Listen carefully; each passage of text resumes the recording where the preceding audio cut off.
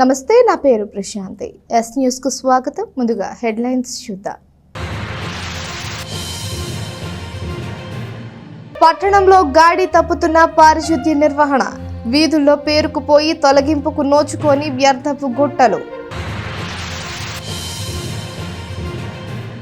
తెనాలిలో YSR Congress party social media convener ఇంటిపై దుండగుల దాడి.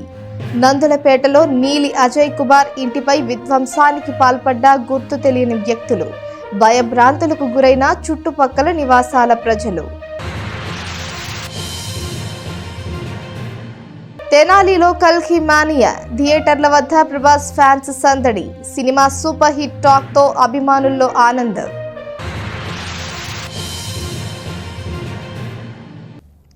పాన్ ఇండియా స్టార్ ప్రభాస్ హీరోగా భారీ బడ్జెట్ తో తెరకెక్కిన కల్కి మూవీ విడుదల సందర్భంగా తెనాలిలో సందడి నెలకొంది.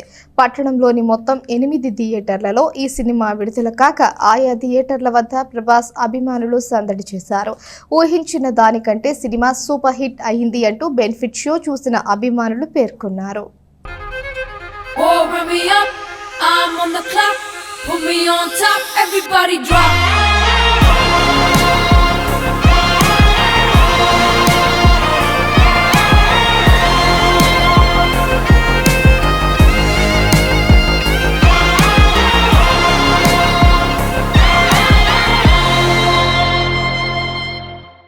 600 కోట్లకు పైగా బడ్జెట్.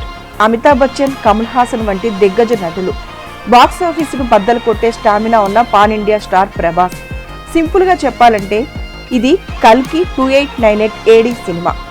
భారతీయ సినిమా చరిత్రని తిరగరాసే బలమైన కాస్టింగ్, టెక్నాలజీ, VFX, అంతర్జాతీయ ప్రమాణాలతో కల్కి మూవీ గురువారం ప్రేక్షకుల ముందుకు వచ్చింది.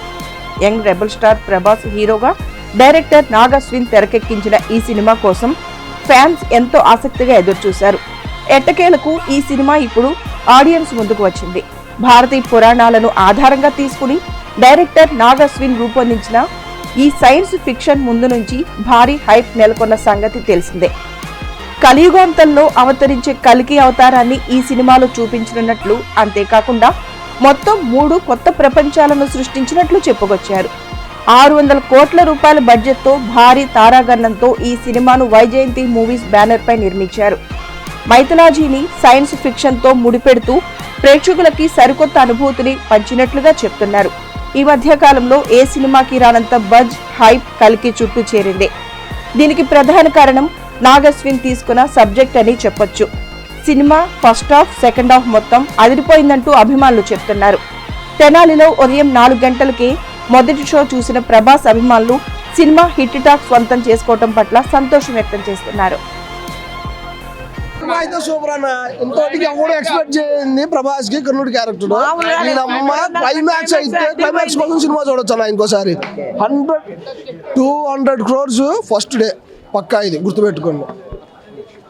ఎవ్రీ డై హార్డ్ ఫ్యాన్ కాల్ రెగరేసుకొని చెప్పుకునే సినిమా జై రెబల్ స్టార్. నాగేశ్వరి మామ మంచిగా ప్లాన్ చేసావు. రెబల్ స్టార్ క్లైమాక్స్ పిచ్చెక్కిపోయి రావడా. కల్కి అనేటువంటి చిత్రం ఈ సినిమా బాగా ఉంది. బ్లాక్ బస్టర్ మంచి టాక్ ఇవ్వడం అనేది చాలా అదృష్టంగా భావిస్తున్నా. జై ప్రభాస్.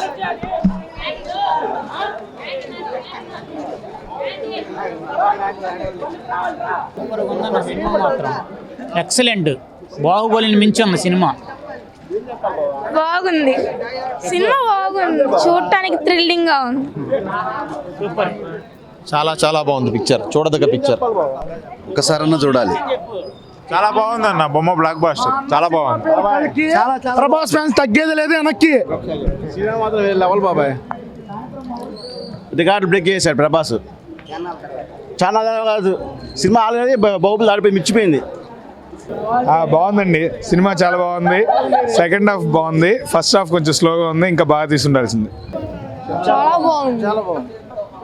చాలా బాగుందండి. హిందూ మైథాలజీ గురించి కానీ సినిమా గురించి కానీ చాలా బాగా చెప్పారు. Super success cinema. మూవీ చాలా బాగుంది. ఎక్సలెంట్, చాలా అంటే చాలా బాగుంది. క్లైమాక్స్ అస్సలు గూస్ బంప్స్ వచ్చేసాయి. అశ్వత్థామ సూపర్. బాగుందండి. జై Prabhas. Double star. AC video అన్న లాస్ట్ ట్విస్ట్ అయితే కేక. సినిమా ఎక్సలెంట్గా ఉంది. సినిమా మాత్రం అరాచకం, బాహుబలి మించిపోద్ది. అల్లాడిచ్చిన చంపేసింది, అందరూ వచ్చి చూసేయండి. ప్రభాస్కి జిందాబాద్ చెప్పింది. తెలుగు సినిమాని వేరే లెవెల్కి తీసుకెళ్ళింది ఈ సినిమా. మార్వెల్, డీసీ ఏంటి, మార్వెల్, డీసీ, యానిమీ, ఇంకా కింగ్ కాంగ్ సిరీస్ అన్ని రిసెంబుల్ చేశాడు. యాక్షన్, యానిమే మొత్తం ఆల్ ఇన్ వన్ ప్యాక్. అసలు కల్కి విజువల్ వండర్. చివర 1 hour సూపర్ సినిమా, 1 year పక్కా. సూపర్ అన్న, మామూలు లేదన్నా, super. Super cinema, super. Angalakuduru గ్రామానికి చెందిన వైసీపీ నాయకుడు తోటా శ్రీకాంత్ గుండెపోటుతో మృతి చెందారు. మాజీ ఎమ్మెల్యే అన్నాబత్తుని శివకుమార్ అంగలకుదురులో తోటా శ్రీకాంత్ భౌతిక కాయాన్ని సందర్శించి కుటుంబ సభ్యులను పరామర్శించారు. వైఎస్ఆర్ కాంగ్రెస్ పార్టీలో ఆది నుండి కీలకంగా ఉంటూ పార్టీకి సేవలందించిన అంగలకుదురు గ్రామానికి చెందిన తోటా శ్రీకాంత్ మృతి చెందారు.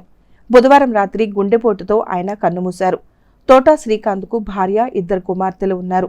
శ్రీకాంత్ మృతి వార్త తెలుసుకున్న మాజీ ఎమ్మెల్యే అన్నాబత్తుని శివకుమార్ అంగలకుదురు వెళ్లి భౌతిక కాయాన్ని సందర్శించారు. శ్రీకాంత్ కుటుంబ సభ్యులను పరామర్శించి ధైర్యం చెప్పారు. ఈ సందర్భంగా మండల పార్టీ అధ్యక్షుడు చెన్నుపైన శ్రీనివాసరావు మాట్లాడుతూ తోటా శ్రీకాంత్ మృతి పార్టీకి తీరని లోటని అన్నారు. ఆయన కుటుంబానికి అండగా ఉంటామని తెలియజేశారు. నివాళి అర్పించిన వారిలో పార్టీ నాయకులు కటారి హరీష్, గ్రామ పార్టీ నాయకులు ఉన్నారు. తెనాలి రూరల్ మండలంలోని అంగలగుదురు గ్రామంలో తోటా శ్రీకాంత్ వైఎస్ఆర్ కాంగ్రెస్ పార్టీకి మొట్టమొదటి రోజు నుంచి కూడా వీరాభిమానిగా ఉంటూ మరి పార్టీ కోసం ఎంతో శ్రమించిన పార్టీ నాయకుడు. గ్రామ సచివాలయానికి సంబంధించి కూడా ఒక కన్వీనర్గా కూడా తోటా శ్రీకాంత్ ఉన్నారు. వాళ్ళ మిసెస్ కూడా మరి వాలంటీర్గా పనిచేస్తుంది. మరి అకాల మరణం మా వైఎస్ఆర్ కాంగ్రెస్ పార్టీలో తీరని లోటుగా చాలా బాధగా ఉంది. అందుకే కార్యకర్తలు ఎప్పుడు అండగా ఉండే మా తెనాలి మాజీ గౌరవ శాసనసభ్యులు అన్నాబత్తుని శివకుమార్ గారు ఇప్పుడే పార్థివ దేహానికి వచ్చి మరి వాళ్ళ కుటుంబాన్ని కూడా పరామర్శించడం జరిగింది.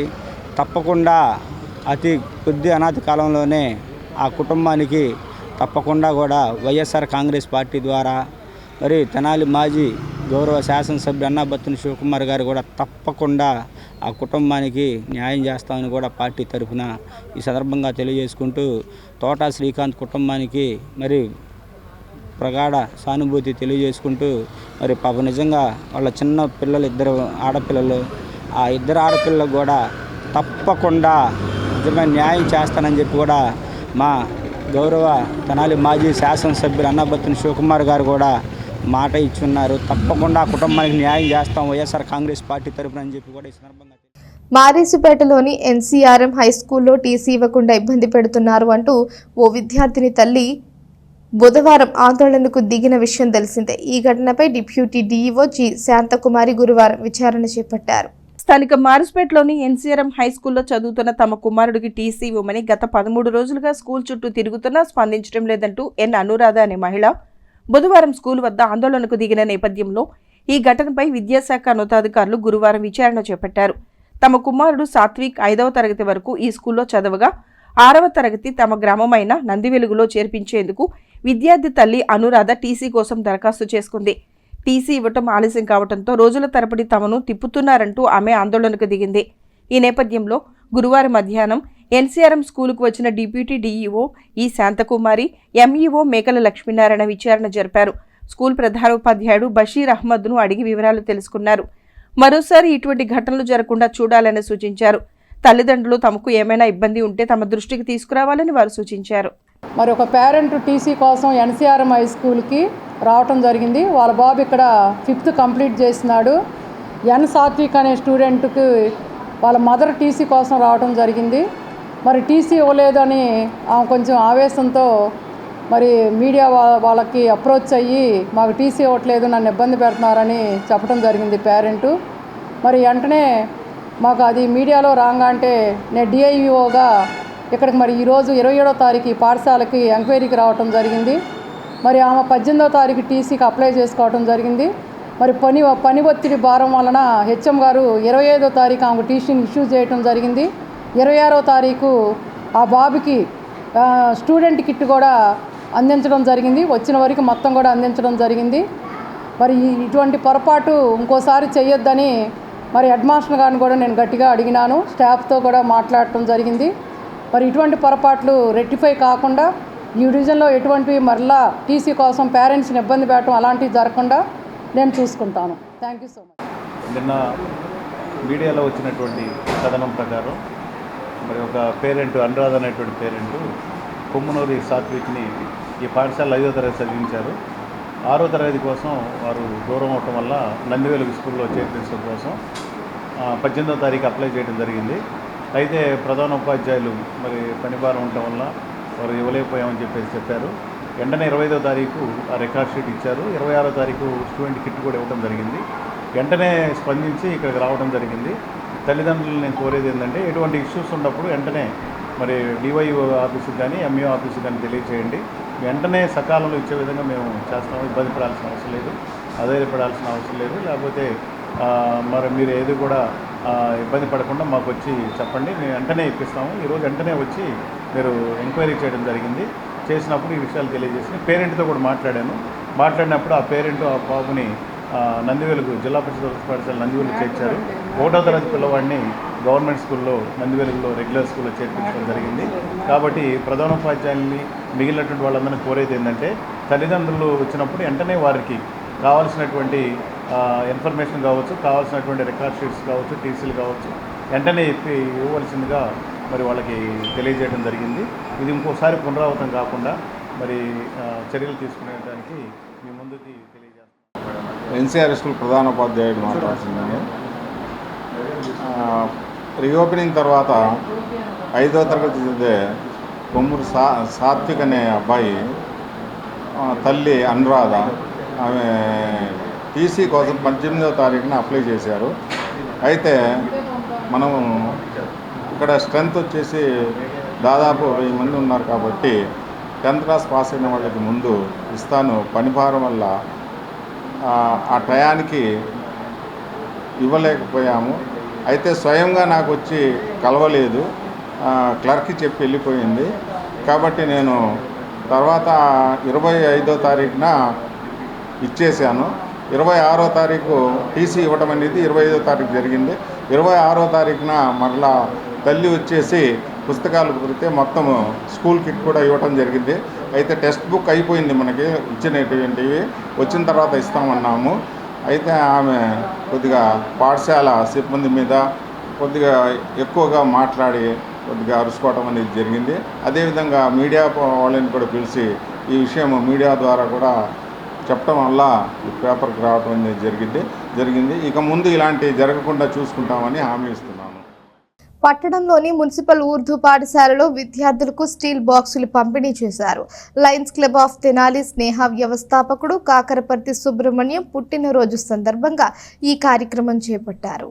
లయన్స్ క్లబ్ ఆఫ్ తెనాలి స్నేహ వ్యవస్థాపకుడు కాకరపర్తి సుబ్రహ్మణ్యం జన్మదిన వేడుకలు గురువారం ఘనంగా నిర్వహించారు.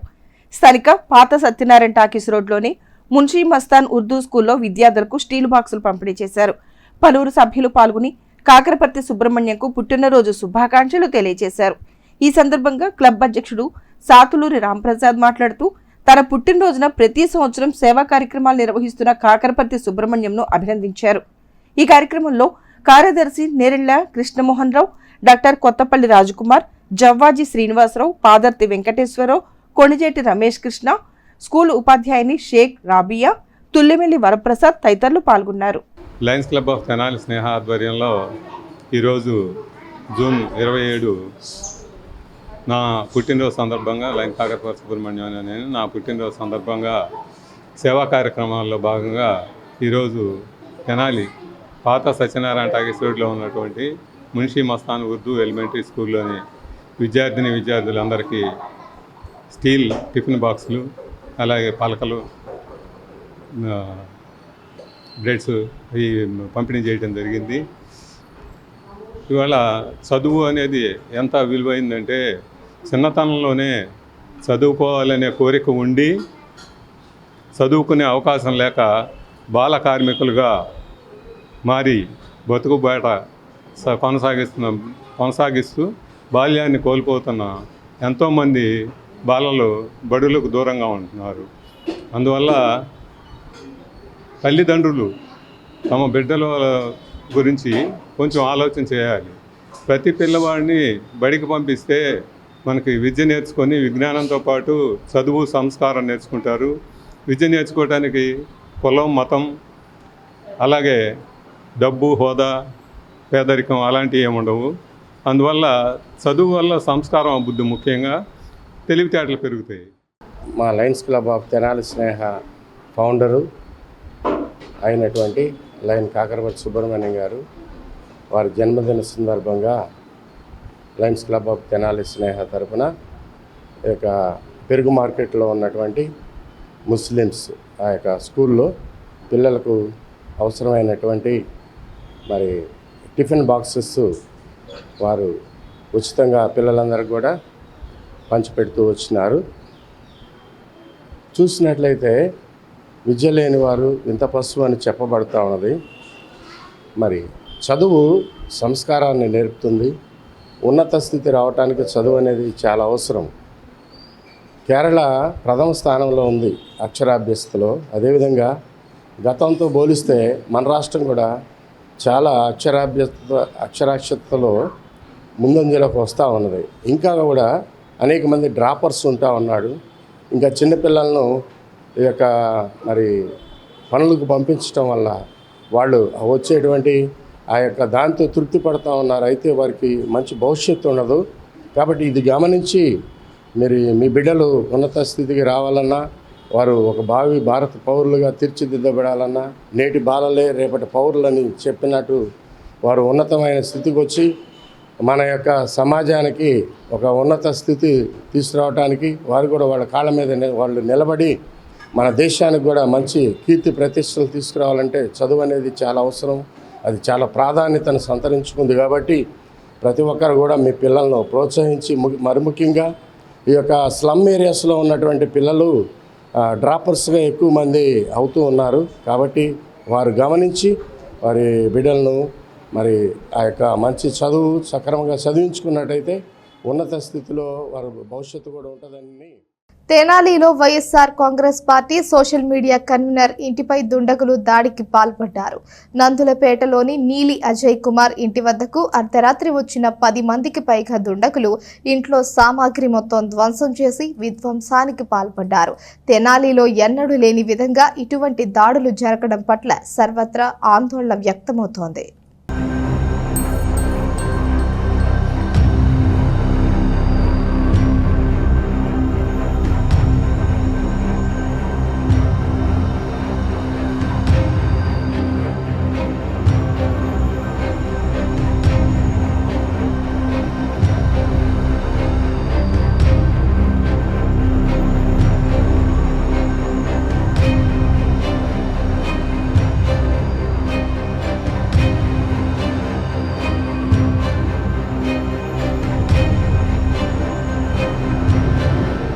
YSRCP social media convener Ajay Kumar ఇంటిపై గుర్తు తెలియని వ్యక్తులు దాడికి పాల్పడ్డారు. నిన్న అర్ధరాత్రి 12 గంటల సమయంలో ఇంట్లోకి చొరబడిన కొంతమంది వ్యక్తులు కూడా ఇంట్లో ఉన్నటువంటి కిటికీలు కానివ్వండి, పూల కుండీలు కానివ్వండి మొత్తాన్ని కూడా ధ్వంసం చేసిన పరిస్థితి కనిపిస్తోంది. దాదాపు 10 మందికి పైగా రాత్రి 12 గంటల సమయంలో వచ్చి ఈ విధ్వంసానికి పాల్పడినట్లుగా కూడా చుట్టుపక్కల వాళ్ళు చెప్తా ఉన్న పరిస్థితి కనిపిస్తూ ఉంది. ఇటు వైసీపీ ప్రభుత్వం అధికారం మారిన తర్వాత కూడా, టీడీపీ ప్రభుత్వం కూటమి ప్రభుత్వం వచ్చిన తర్వాత కూడా ఇటు విధ్వంసాలు అనేవి కూడా శిలాఫలకాల ధ్వంసం కానివ్వండి, ఇటు కార్యకర్తలు సోషల్ మీడియా కార్యకర్తలపై దాడులు కూడా పెరిగిపోతూ ఉన్న పరిస్థితి కనిపిస్తోంది. ఇటువంటి చర్యల పట్ల కూడా సర్వత్రా ఆందోళన అయితే వ్యక్తమవుతున్న పరిస్థితి కనిపిస్తోంది. నిన్న రాత్రి 12 గంటల సమయంలో కొంతమంది దుండగులు వచ్చి కూడా ఇంటిలో ఒక చొరబడి మొత్తాన్ని కూడా ధ్వంసం చేసిన పరిస్థితి కనిపిస్తోంది. అప్పుడు ఆ సమయంలో అజయ్ కుమార్ కుటుంబంతో సహా ఇంట్లో లేకుండా వేరే వాళ్ళ అబ్బాయిని యూనివర్సిటీలో జాయిన్ చేయించి నిమిత్తం గుజరాత్ వెళ్ళిన పరిస్థితి కనిపిస్తోంది. ఇంటికి తాళం వేసి ఉన్న సమయంలో ఇంట్లోకి చొరబడిన దుండగులు మొత్తంగా కూడా కిటికీ అద్దాలు కానివ్వండి, కనబడిన వస్తువు సామాగ్రి మొత్తాన్ని కూడా ధ్వంసం చేసిన పరిస్థితి కనిపిస్తుంది. అసలు రాత్రి ఏం జరిగింది, ఇక్కడ ఎంతమంది వచ్చారు, ఇక్కడ ఏం జరిగింది అనేది కూడా ఇక్కడ నివసిస్తున్నటువంటి అజయ్ కుమార్ ఇంటి పక్కన ఉన్నటువంటి వాళ్ళు చెప్తా ఉన్న వాళ్ళని అడిగి తెలుసుకునే ప్రయత్నం చేద్దాం. ఏం జరిగిందమ్మా రాత్రి, ఏ టైంలో జరిగింది, అసలు ఏం జరిగింది? రాత్రి 12 అయిందండి. నేనేమో నిద్ర మీద ఉండ బాగా మోత అసలు నాకు వినపడలా. పక్కన వాళ్ళు ఫోన్ చేసి చెప్పారు. లేచి వచ్చేసరికి గందరగోళం చేసేసారు. వాషింగ్ మిషన్ అటు ఇసిరేసారు అటు పక్కకి. నాకు భయం వేసి నేను ఒక్కదాన్నే భయం వేసి నేను ఇంట్లోకి వెళ్ళిపోయి తలుపు వేసుకున్నాను. 12 కానించి 4 దాకా చేస్తానే ఉండారు. 10 మంది వచ్చారంట. అయ్యా నేను చూస్తాం, ఇద్దరినే చూసా. నీకెందుకు, నువ్వు లోనకు పో, నీకేం పని అన్నారు నన్ను. నాకు భయం వేసి నేను లోనకి వెళ్ళి, చేతిలో ఏమి లేవమ్మా, ఇక్కడ పచ్చడి బండ తీసుకొని ఇవన్నీ బగలగొట్టారు. అరిసారు, నా కొడక రారా అది ఇదని అబ్బాయిని తిట్టాడు. మమ్మల్ని కూడా కొంచెం రోతకు మాట్లాడారు. ఏం చెబుతాం ఆడవాళ్ళం మేము. ఇక నేను భయం వేసి లోనకి వెళ్ళిపోయాను. 10 మంది వచ్చారండి. కారు అక్కడ ఆపారు, మూల మీద ఆపారంట. ఇటు వచ్చారు 12 అప్పుడు పక్కన వాళ్ళు ఫోన్ చేస్తే నేను లేచి అప్పుడు టైం చూస్తే 12 అయింది. మరి అంత ముందు నేను బయటకు వచ్చేసరికి ఇవన్నీ చేశారు. నేను మరి అంత ముందు ఎప్పుడు వచ్చారో మనకు తెలియదు.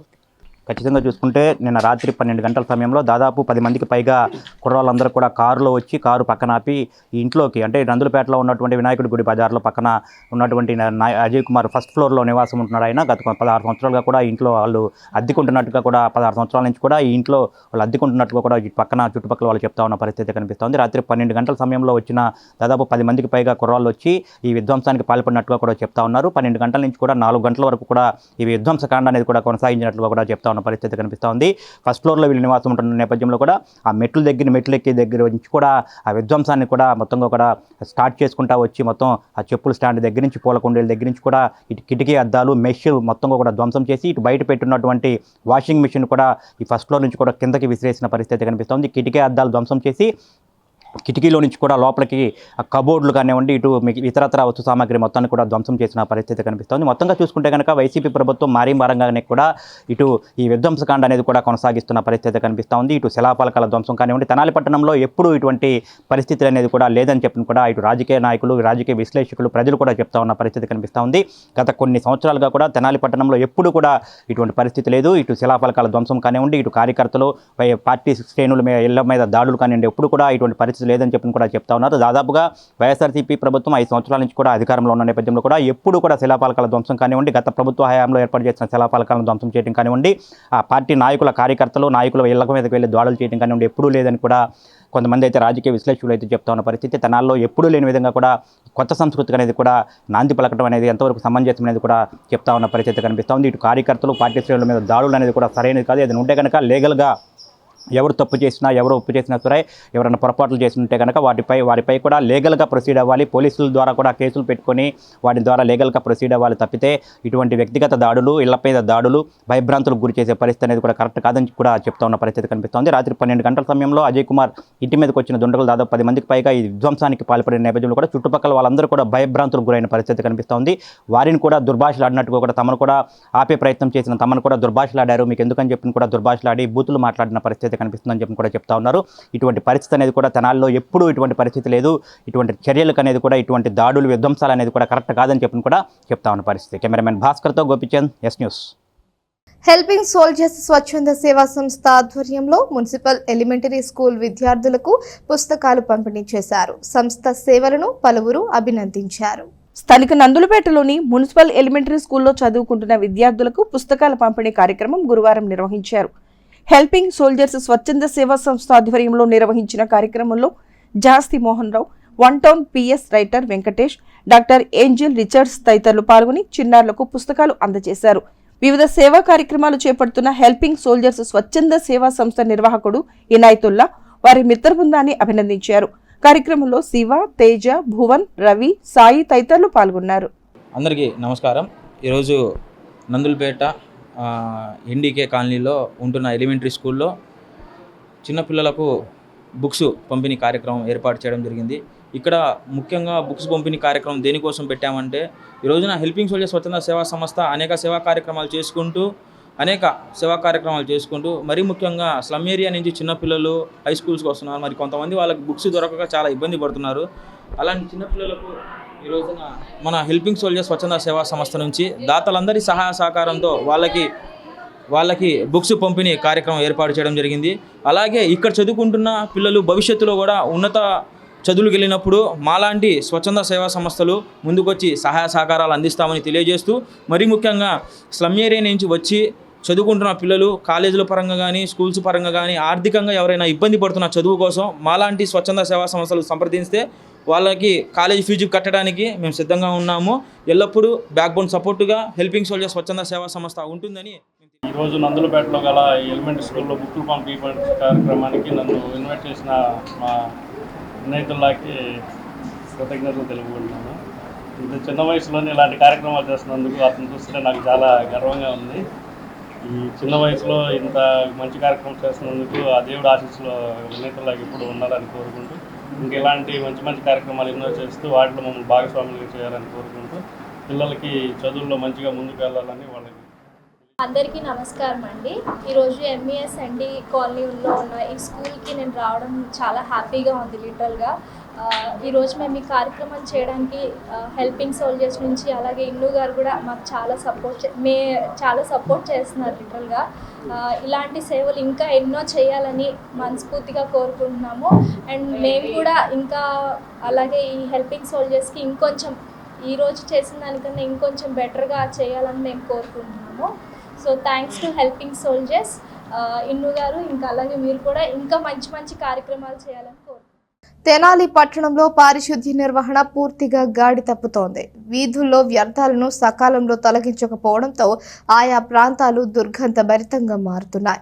అసలే వర్షాకాలం కావడంతో పాటు క్షేత్రస్థాయిలో పారిశుద్ధ్య నిర్వహణపై అధికారులు దృష్టి సారించకపోవడంతో స్థానికులు ప్రజలు ఇబ్బందులు పడుతున్నారు. ఆంధ్ర ప్యారిస్ తెనాలిలో స్వచ్ఛ తెనాలి స్ఫూర్తి నీరు గారిపోతోంది. పట్టణంలో పారిశుద్ధ్య నిర్వహణ రోజు రోజుకి గాడి తప్పుతోంది. వీధుల్లో వ్యర్థాల తొలగింపు సక్రమంగా జరగకపోవడంతో ఆయా ప్రాంతాల ప్రజలు తీవ్ర ఇబ్బందులు పడుతున్నారు. ఏ రోజుకు ఆ రోజు తొలగించాల్సిన వ్యర్థపు గుట్టలు డంపర్ బిళ్ల ద్వారా కొండల్లా పేరుకుపోతున్నాయి. ప్రధాన వీధుల్లో సైతం వ్యర్థాలు రోడ్లపైకి చేరి ఆయా ప్రాంతాలు దుర్గంధం భరితంగా మారుతున్నాయి. పురపాలక సంఘ పరిధిలో పట్టణంలో మొత్తం 40 వార్డులు ఉండగా పారిశుధ్య సిబ్బంది తమకు కేటాయించిన ప్రాంతాల్లో ప్రతిరోజు ఇళ్ల నుండి వ్యర్థాలు సేకరిస్తుంటారు. ప్రతి ఇంటి నుండి 2 బుట్టల విధానం ద్వారా తడి పొడి చెత్తలను వేరువేరుగా సేకరించి ఆయా ప్రాంతాల్లో ఏర్పాటు చేసిన డంపర్ బిళ్లలో వేయాల్సి ఉంటుంది. ఆయా డంపర్ బిళ్ల నుండి ప్రత్యేక పారిశుధ్య సిబ్బంది వాటిని ట్రాక్టర్ల ద్వారా తొలగించి డంపింగ్ యార్డులకు తరలిస్తుంటారు. ఈ ప్రక్రియ మొత్తాన్ని మున్సిపాలిటీ నుండి డివిజన్ల వారీగా శానిటరీ ఇన్స్పెక్టర్లు, వార్డు సచివాలయాల నుండి శానిటరీ సెక్రటరీలు పర్యవేక్షిస్తుంటారు. క్షేత్రస్థాయిలో మేస్త్రులు, నగర దీపికల ద్వారా పారిశుధ్య సిబ్బంది ప్రతి ఇంటి నుండి 2 బుట్టల ద్వారా వ్యర్థాలు సేకరిస్తుంటారు. అయితే ఈ ప్రక్రియ మొత్తం కేవలం నామమాత్రంగా సాగుతోంది తప్ప క్షేత్రస్థాయిలో పారిశుధ్య నిర్వహణ సక్రమంగా అమలు కావటం లేదన్న విమర్శలు వినిపిస్తున్నాయి. నివాస గృహాలు, షాపుల నుండి సేకరించిన వ్యర్థాలు మొత్తం ఆయా ప్రాంతాల్లో ఏర్పాటు చేసిన డంపర్ బిళ్లలో పడవేసి ఉంచుతున్నారు తప్ప అవి రోజుల తరబడి తొలగింపుకు నోచుకోవటం లేదు. ఆ వ్యర్థాలు మొత్తం రోడ్లపైకి చేరి ఆయా ప్రాంతాలన్నీ భయానకంగా కనిపిస్తున్నాయి. తొలగింపుకు నోచుకొని వ్యర్థాలలో ఆవులు, పందులు, మూగజీవాలు సంచరిస్తూ పరిస్థితిని మరింత ఇబ్బందికరంగా మారుస్తున్నాయి. జంతు కళేబరాలను సైతం తీసుకువచ్చి జనావాసాల మధ్య వ్యర్థాలలో వేయటంతో ఆయా ప్రాంతాలు భరించలేని దుర్వాసనతో నిండిపోతున్నాయి. సమీప షాపులు, నివాసాల వారితో పాటు అటుగా వెళ్లే ప్రజలు ముక్కు మూసుకుని వెళ్లాల్సి వస్తోంది. అదేవిధంగా కాలుల్లోని మురుగు పొంగి రోడ్ల మీదకి చేరటం, మరోవైపు రోజుల తరబడి తొలగింపుకు నోచుకొని వ్యర్థాలు వెరసి ప్రజారోగ్యానికి ప్రమాదకరంగా మారుతున్నాయి. మరోవైపు వర్షాకాలం కావటం, కొద్ది రోజులుగా వర్షాలు కురుస్తూ ఉండటంతో ప్రజారోగ్య సమస్యలు కూడా తలెత్తుతున్నాయి. ఇప్పటికే కృష్ణా జిల్లాలో డయేరియా ప్రబలి ప్రజలు ఇబ్బందులు పడుతూ మంచాన పడుతున్నారు. క్షేత్రస్థాయిలో సిబ్బందిపైనే భారమంతా వేస్తూ ఉన్నతాధికారులు పట్టించుకోకపోవటం అన్ని సమస్యలకు కారణంగా కనిపిస్తోంది. ఉన్నతాధికారులు కార్యాలయాలకే పరిమితం అవుతున్నారు తప్ప ప్రజల వద్దకు వెళ్లి పారిశుధ్య పరిస్థితులను పరిశీలించుకోకపోవటం కూడా విమర్శలకు కారణమవుతోంది. సంబంధిత అధికారులు క్షేత్రస్థాయిలో పారిశుధ్యంపై దృష్టి సారించి స్వచ్ఛత తెనాలి స్ఫూర్తికి విఘాతం లేకుండా చూడాల్సిన అవసరం ఎంతైనా ఉంది. వేద థియేటర్ ఆపోజిట్, ఉషోదయకి ఆపోజిట్ సందులో మన డంపింగ్ యార్డ్ లాగా ఒక ఉద్యమం లాగా చేస్తున్నారు. ఇది మాకు చాలా ఇబ్బందికరంగా ఉంది. దీని గురించి మేము ఆల్రెడీ మనోహర్ గారికి మేము చెప్పాము. అంతకుముందు మాజీ ఎమ్మెల్యే గారికి మేము చెప్పాము. మనోహర్ గారు మొన్న ఈ మధ్య కాలువలో పూడికెళ్ళి తీశారు. కమిషనర్ గారికి అందరికీ చెప్పాము. అందరూ వచ్చారు, చూశారు. కానీ ఇప్పుడు ఈ మున్సిపాలిటీ వాళ్ళు వచ్చేసరికి ఇక్కడ చెత్త అంతా ఇక్కడ అట్లా పడేసి దాన్ని పందులు కానీ ఇక్కడ ఆవులు కానీ ఇదంతా కొంచెం ఇబ్బందికరంగా, ఇదంతా చాలా గలీజ్గా తయారయ్యి దోమలు కానీ ఈగలు కానీ ఇదంతా మురుగు, భయంకరమైన మురుగు ఏర్పడి ఇక్కడ ఉన్న షాపులోళ్ళు కానీ ఇక్కడ ఉన్న కుటుంబాలు కానీ చాలా ఇబ్బందులు పడుతున్నారు. దీన్ని చెత్త ఎక్కడెక్కడి నుంచో తీసుకొచ్చి ఈ వార్డులో 7వ వార్డులో ఇక్కడ తీసుకొచ్చి పడేసేయడం వల్ల కొంచెం ఆరోగ్యపరంగా చాలామంది ఇబ్బంది పడుతున్నారు. ఇక్కడ కుటుంబాలు ఇబ్బంది పడుతున్నాయి. మేము దీన్ని మున్సిపల్ కమిషనర్ గారు ఒకసారి చెప్పాము. ఇప్పుడు కొత్తగా వచ్చిన ఎమ్మెల్యే గారు కూడా తీసుకొని దీన్ని మాకు ఇక్కడ నుంచి ఇదంతా ఇబ్బంది లేకుండా మాకు ఇక్కడ ఆఫీసుల దగ్గర ఇక్కడ కూర్చున్నాం. పొద్దున్నీ సాయంత్రం దాకా మేము ఆఫీసుల దగ్గర కూర్చొని ఈ వాసన పీల్చుకొని ఇబ్బంది పడకుండా, ఆరోగ్యాలు పాడవకుండా అందరూ బాగుండాలని చెప్పి కమిషనర్ గారు కానీ ఎమ్మెల్యే గారు కానీ మార్చాలని చెప్పి మేము కోరుకుంటున్నాము. తెనాలి పురపాలక సంఘ కౌన్సిల్ సాధారణ సమావేశం ఈ నెల 29వ తేదీన జరగనుంది. మున్సిపల్ కార్యాలయంలోని కౌన్సిల్ హాలులో శనివారం ఉదయం 11 గంటలకు జరిగే సమావేశంలో భాగంగా వివిధ అభివృద్ధి కార్యక్రమాలకు సంబంధించి అజెండాలో పొందుపరిచిన 27 అంశాలు సమావేశంలో చర్చకు రానున్నాయి. తెనాలి మున్సిపల్ కౌన్సిల్ నెలవారీ సాధారణ సమావేశం ఈ నెల 29వ తేదీ శనివారం నిర్వహిస్తున్నట్లు చైర్పర్సన్ తాడిబైన రాధిక గురువారం ఒక ప్రకటన ద్వారా తెలియజేశారు. శనివారం ఉదయం 11 గంటల నుండి కౌన్సిల్ హాల్లో జరిగే సమావేశంలో భాగంగా అజెండాలో పొందుపరిచిన 27 అంశాలు చర్చించనున్నారు. అదేవిధంగా పట్టణంలో చేపడుతున్న పలు అభివృద్ధి పనులకు సంబంధించిన అంశాలు చర్చ జరగనున్నాయి. అజెండాలో పొందుపరిచిన మొత్తం 27 అంశాలు సమావేశంలో చర్చించి సభ్యులందరి సమ్మతితో ఆమోదించనున్నారు. కౌన్సిల్ సభ్యులు, కోఆప్షన్ మెంబర్లు సమావేశానికి హాజరు కావాలని చైర్పర్సన్ ఒక ప్రకటన ద్వారా సూచించారు. దుగ్గిరాలలో మురుగుకి మోక్షం లేదా? ప్రజలు మురుగునీటితో తీవ్ర ఇబ్బందులు పడుతున్నారు. జోరు వానలు, మురుగునీరు, ఈగలు, దోమలు, దుర్వాసనతో చిన్నారులు, వృద్ధులు, గర్భిణీ స్త్రీలు, బాలింతలు ఎన్నో కష్టాలు పడుతున్నామన్నారు. దుగ్గిరాలలో పరిసరాలను పరిశుభ్రంగా ఉంచే విధంగా ఉన్నతాధికారులు చర్యలు తీసుకోవాలని గ్రామస్తులు కోరుతున్నారు. దుగ్గిరాల గ్రామంలోని ప్రతి వీధిలో, ప్రతి ఇంటి చుట్టూ మురుగునీరు సమృద్ధిగా అన్ని కాలువల్లో నిలబడి ఉంటుందన్నారు. ఒకవైపు అధిక వర్షాలు కురుస్తున్నాయి, మరొక వైపు గ్రామంలో మురుగునీరు బయటికి పోవటం లేదన్నారు. అనునిత్యం మురుగునీటి సమస్యతో తీవ్ర ఇబ్బందులు పడుతున్నామన్నారు. గ్రామంలో ఎక్కడికక్కడ నిలబడి ఉన్న మురుగునీటిని వెంటనే బయటకు పంపించేందుకు అధికారులు చర్యలు తీసుకోవాలని, సీజనల్ వ్యాధులను ప్రబలకుండా జాగ్రత్తలు తీసుకోవాలని గ్రామస్తులు ప్రభుత్వానికి విజ్ఞప్తి చేస్తున్నారు. వార్తలు ముగించే ముందు హెడ్లైన్స్ మరోసారి. పట్టణంలో గాడి తప్పుతున్న పారిశుద్ధ్య నిర్వహణ, వీధుల్లో పేరుకుపోయి తొలగింపుకు నోచుకొని వ్యర్థపు గుట్టలు. తెనాలిలో YSR Congress party social media convener ఇంటిపై దుండగుల దాడి. నందులపేటలో నీలి అజయ్ కుమార్ ఇంటిపై విధ్వంసానికి పాల్పడ్డ గుర్తు తెలియని వ్యక్తులు. భయభ్రాంతులకు గురైన చుట్టుపక్కల నివాసాల ప్రజలు. తెనాలిలో కల్కి మానియా, థియేటర్ల వద్ద ప్రభాస్ ఫ్యాన్స్ సందడి. సినిమా సూపర్ హిట్ టాక్ తో అభిమానుల్లో ఆనందం. ఈ వార్తలు ఇంతటితో సమాప్తం. తిరిగి ప్రసారమయ్యే ఎస్ న్యూస్ లో మళ్ళీ కలుసుకుందాం. అంతవరకు సెలవు. నమస్కారం.